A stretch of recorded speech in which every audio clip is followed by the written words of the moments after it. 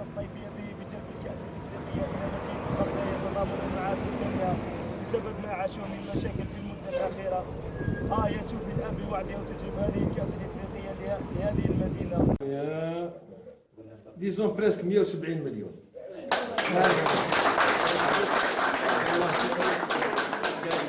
مع ساهمت من فعاليات المجتمع.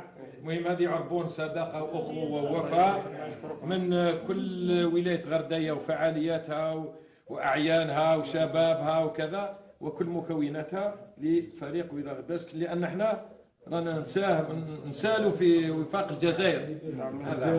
هذا بارك الله فيك سيدي. بارك الله فيك. الله يبارك فيك. يعطيك الصحة.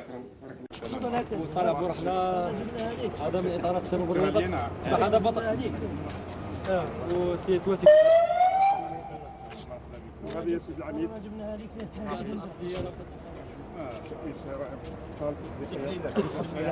في اول نوفمبر. لا بس الحمد لله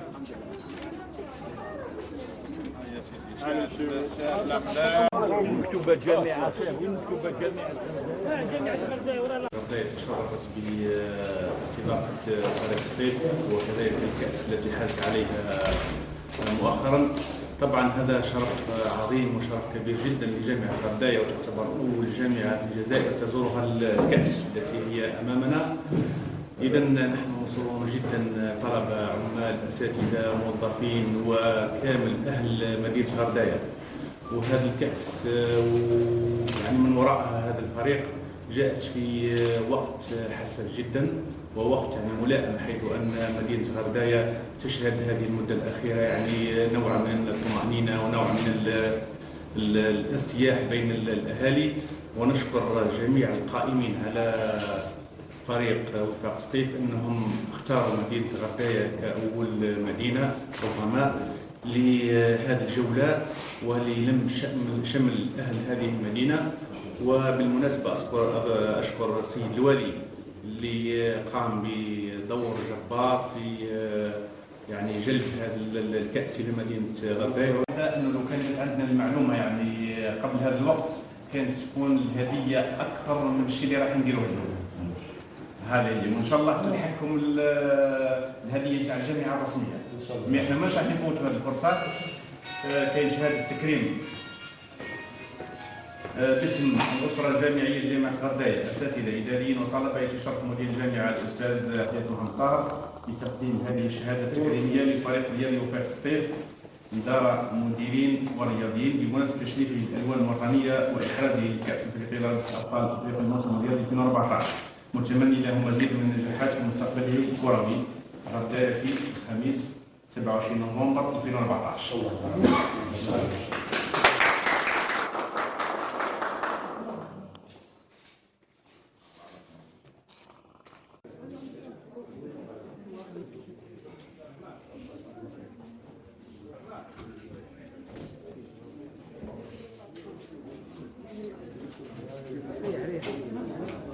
رئيس الفريق انه اول جامعه في الجزائر تزورها الكاس التي تحصل عليها فريق وفاق ستيف اللي رفعت راسنا بكل صراحه في افريقيا وفي الدول العربيه وفي العالم اجمع.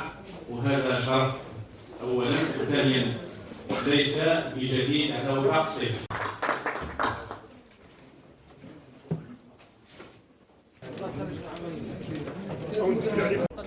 ضحكم وسامحونا. كأس رابطة الأبطال الأفريقية بزور أول إقامة جماعية على مستوى الجزائر. هذا شرف كبير لكم. المدير إقامة. دور المدير. روح المدير. وفاق الجزائر. هذا التكريم هو من الجزائريين بصفة عامة، وعلى رأسهم مديرية الخدمات الجامعية بولاية غرداية. وبالتالي راح نكرموا نيابة عن مديرية الخدمات الجامعية، راح نكرموا الفريق من خلال مجموعة هدايا تذكارية تمثل نوع من المؤاخاة ووطنية غرداية وسطيف وكذلك الجزائر بصفة عامة. راح نكرموا إن شاء الله النادي. سطيف سي موسى تفضل. راح يقوم بالتكريم السيد موسى بن ذكر. حاسبونا الكاس يا شباب.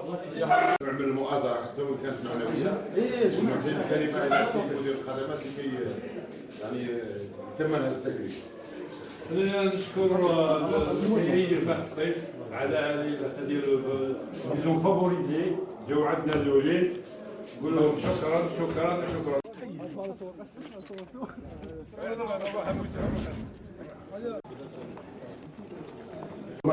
وهذا سي دو بلاتر انسي دو سويت. وهي القسم بون لي امباكت سوسيال réduction du coût du logement au tiers de la moyenne nationale et créer une cité variée pour toutes les couches sociales. Et grâce à ça, on a arrêté la spéculation foncière et immobilière dans la région. Impact écologique, impact culturel. المشروع هذا مشروع سكني.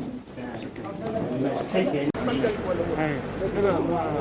هو صحيح هذا لازم نحافظوا به وكان نركزوا عليه.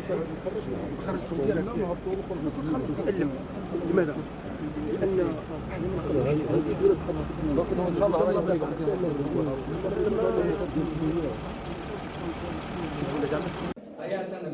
أيوة ما اقتنعتش.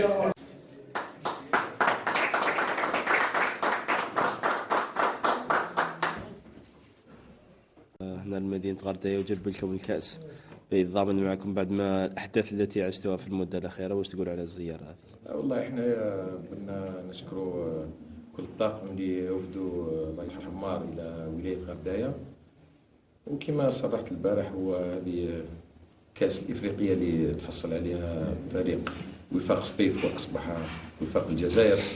هذا الكأس من وفاق الجزائر زارت ولاية الوفاق وهي ولاية غرداية، تآخي تآزر تضامن بين كل شرائح المجتمع الغرداوي.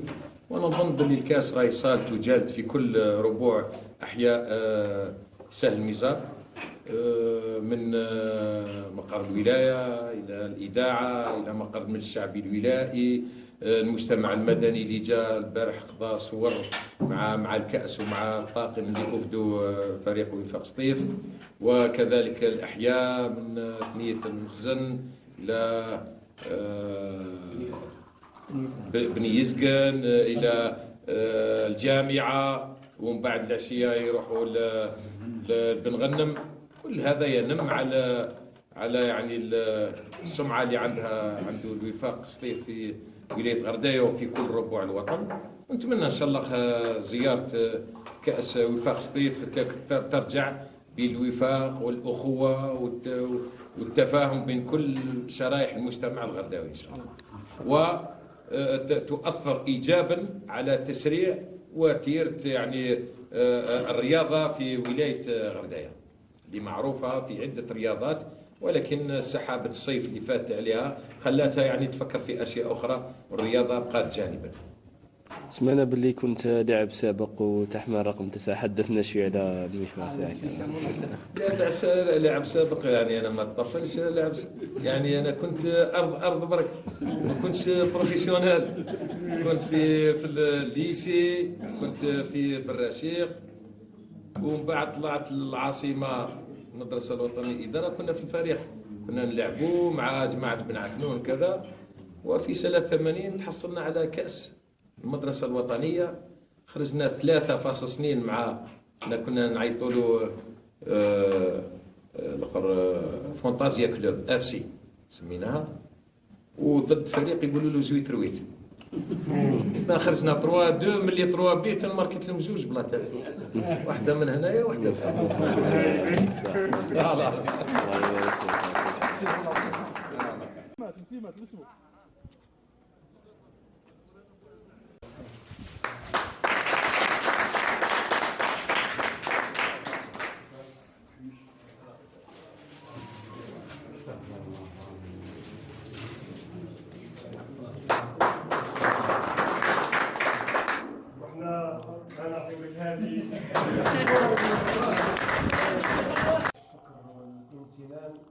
لله سبحانه وتعالى على توفيقه لهذا اللقاء، والشكر الجزيل لمن كان السبب في هذا اللقاء سيد المدير اعضاء البرنامج، وان شاء الله كاع الغاشي تاع غردايه استاذ كاع الناس تاع غردايه يديروا النصيب من الجزائر.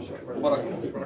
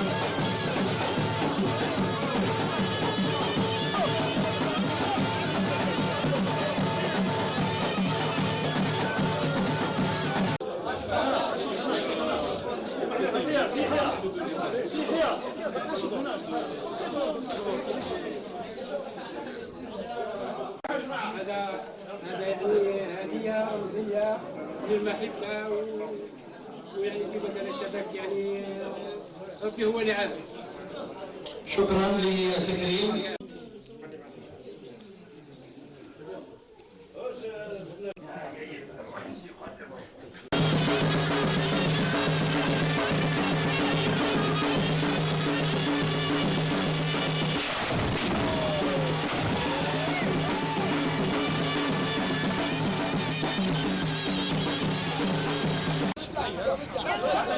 لا